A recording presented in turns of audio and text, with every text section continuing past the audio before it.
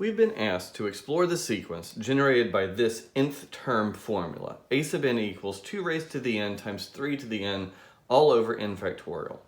And we're asked three questions. Is the sequence bounded? Is the sequence monotonic? And does the sequence converge? And I don't have right away just any instincts about it, so the only thing I know to do is to write out the first so many terms of the sequence and to see if that gives me any ideas as to what's going on in this sequence of numbers. And so that's what I'm going to do. I'm going to imagine plugging a 1 in and writing the value down.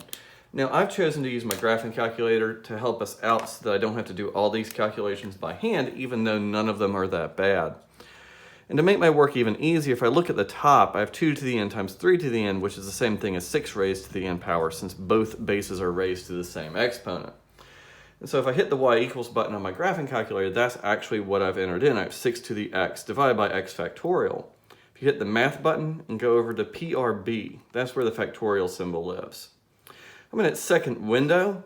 Make sure the table's starting at 1 and that we're counting by ones. Both of these set to auto so that I can write out the first so many values in this sequence without having to do all the calculations by hand. I typically prefer exact values, but because I'm just exploring the sequence, I am going to go with the decimal approximations here.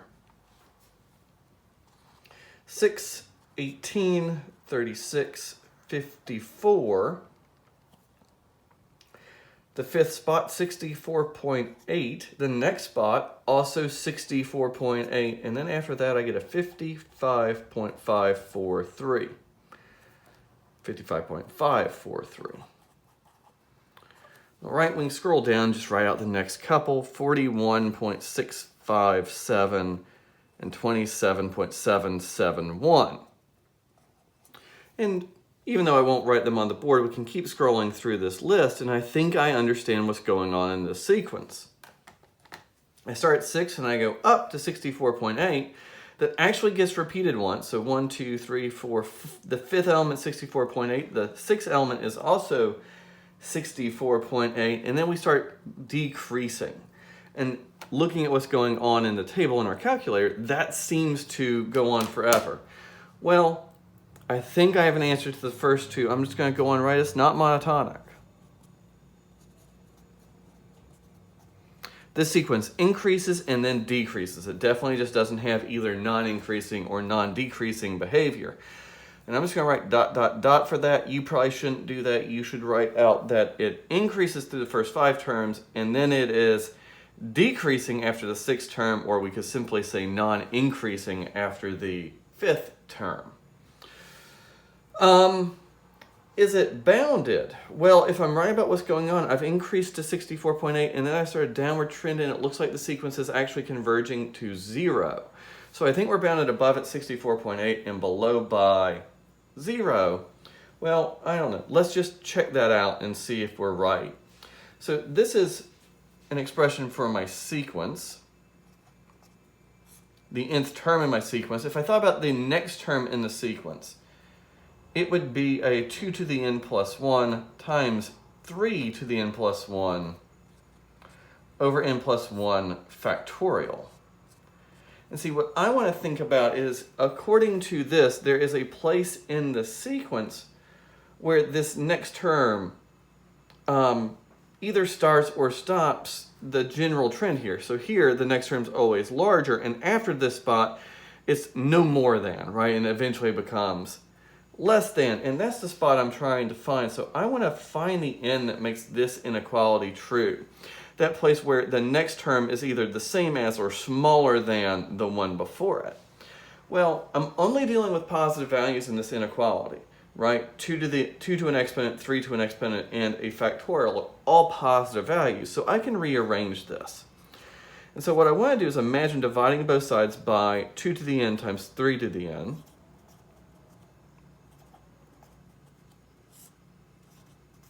And multiplying both sides by n plus 1 factorial. And that would give me this inequality.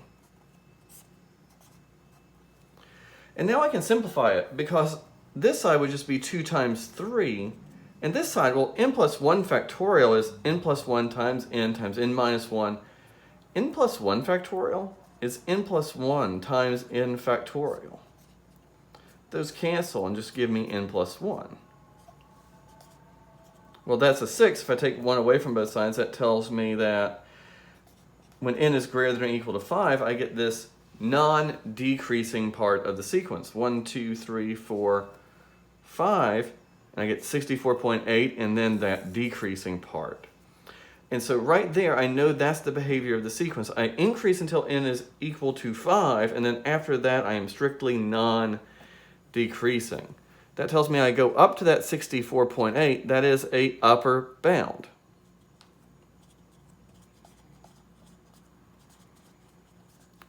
The sequence after that is converging to 0, always with positive numbers, so 0 must be a lower bound. And what's really going on there is factorials grow faster than exponential statements. So the factorial on the bottom is outgrowing this 6 to the n on top as I take this limit. Well, this is actually one of our commonly occurring limits, or the idea in it that that limit is in fact going to 0. That I have a x to the n over an n factorial where x is any number. So there I have it. We are bounded, but we're not monotonic. And now we still have the question, does this sequence converge? And I keep saying I think it's going to 0. In fact, heck, I have this limit statement that says it is. And so, yes, converges to 0. Well, at the beginning of the problem, when I asked bounded monotonic, we might have thought we were dealing with the monotonic sequence theorem, which does not actually apply here. Because while we're bounded, we don't have a monotonic sequence. Well, that doesn't tell me it doesn't converge, it just tells me the monotonic sequence theorem doesn't apply. But one fun little fact is if I looked at the sequence formed just by taking the terms in this sequence past the first 5, 1, 2, 3, 4, 5, starting with the 6th term, the sequence formed in the tail of this sequence is monotonic. In fact, I could start that actually at this one, because those are the same value. We are non-increasing past that point. But if I just look at this, we are a decreasing sequence that is bounded above and below. And the monotonic sequence theorem says the tail of this sequence would have to converge, which does mean the sequence itself converges. And that's it for now.